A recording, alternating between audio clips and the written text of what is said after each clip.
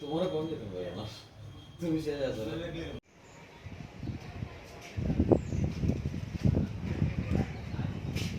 কি নাম আপনার?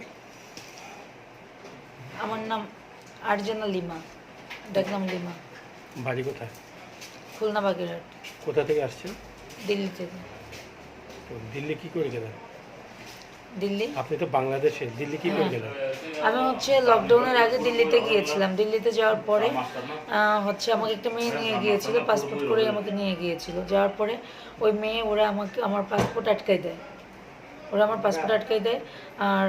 আমার পাসপোর্টের কোনো ফটোকপি বা কোনো কিছু আমার কাছে থাকে না, আমার ফোন টোন আমার কাছে থাকে না, কোনোভাবেই থাকে না। না থাকার কারণে আমি ওখানে অবৈধ হয়ে যাই। আর মাঝে লকডাউন শুরু হয়, আমি আসতে পারি না। কি হয়েছিল? কেন কি করতেন সেখানে দিল্লিতে?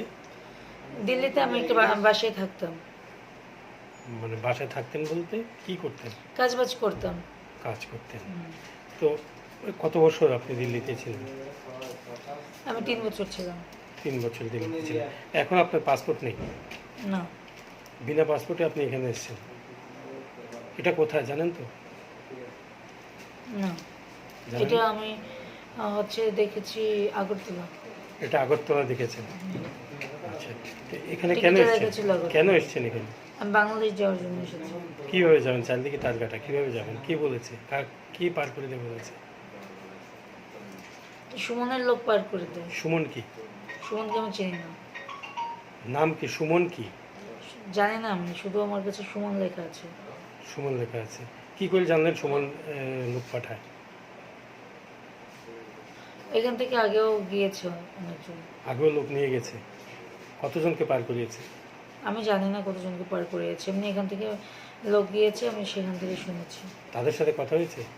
না, আমার এখন তাদের সঙ্গে যোগাযোগ নেই, তাদের ফোন নাম্বারও আমার কাছে ওখানে ছিল না। এমনিতে গিয়ে একদিন ওখানে ছিল, আমি সেইভাবে কথা বলেছিলাম যে কীভাবে হবে। এটা আরও 6-7 মাস আগে। আপনাকে কোথা দিয়ে পার করে দেবে সেটাও বলেনি? আমাকে বলেছে যে আগরতলা দিয়ে পার করে দিবে, বর্ডারের ওই পারে কি একটা নাম বলেছে, ওখানে আমাকে ঢাকার গাড়িতে উঠিয়ে দিবে। ঢাকা? আপনি খুলনা বাগেরহাটে বাড়ি আপনার, তাই তো? এটা তো বিলোনিয়া, সেটা জানতে পেরেছেন? না, মাত্র আপনি বললেন। এর আগে আপনি জানতেন না? না। কে নিয়ে এসছে এতটুকু পর্যন্ত? কীভাবে এলেন? আমি একেই এসেছি। ট্রেনে না প্লেনে?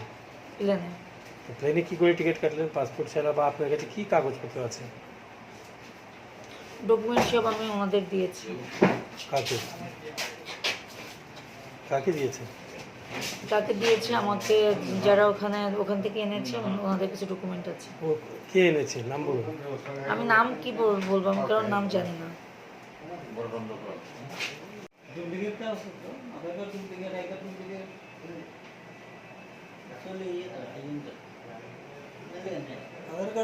দেখছে কারা ধরছে আমি জানি না। তা আমি গাড়ি লোক মাথার থেকে আইতেছি, দেখলাম দাঁড়াইছি, কিতে হয়েছে সাইটাম গেছি অপরাধ হয়েছে আমার। এটা কিতা এটা আমি এর কাছেও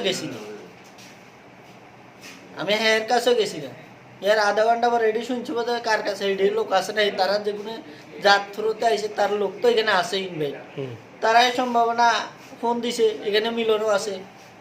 তো হ্যাঁ আমার ফোন, আমি ফোন উঠাইছি না। আমার কথা যদি আমি ফোন তো বিএসএফ এর দিই, বিএসএফ নিছো কার মোবাইল, তুই কি লাইছিস? হ্যাঁ আমার দেখি মতো তুই কি লাইছিস? তাহলে আমি এমনি দেখছি, দেখি তারপরে আসি। এরা নিতে ধরছে রাস্তাতে, এর নিচে মাঠে লাস্টে এতটুকু, বাস এতটুকুতে শেষ। আমি আর জানি না, এরা আমার বিএসএফ একবারে দিছে। আমি জানিয়ে না, এর চিনিয়ে না, আমি করতে জানি তো মানে হ্যাঁ চিনো আছে না? না জানিও না আমি এতটুকু।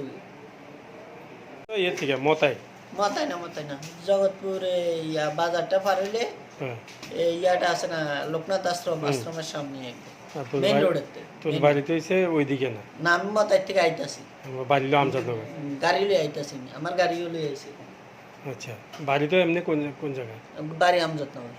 তাহলে হ্যাঁ ধরছে জগৎপুর দিচ্ছে, জগৎপুর পোস্ট ইয়ার সামনে, লোকনাথ আশ্রমের সামনে দিচ্ছে, মশলা বাগানের রাস্তায় মাথাতে দিচ্ছে। এটা সবাই থুবিছে। আমি কিন্তু কি হয়েছে এটা, আমি গাড়িটা পার্কিং করে দাঁড়াইছি, এটাই আমার অপরাধ।